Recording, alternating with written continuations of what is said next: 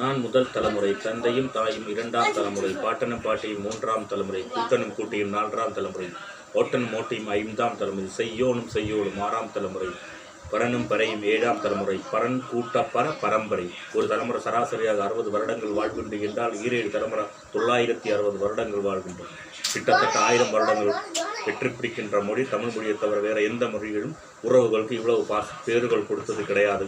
அது மட்டுமல்லாமல் கணிதத்தில் 1, 10, 100, 1000, 10, 10000, 100,000, 10, 100,000, கோடி, அற்புதம், நிகர்ப்புதம், கும்பம், கணம், கற்பம், நிகர்ப்பம், சங்கம், பதுமம், சங்கம், வெள்ளம், அந்நியம், அட்டம், பரட்டம், பூரியம், முக்கோடி மகாயுகம் என்று கணிதத்தில் தமிழ் மொழியை தவிர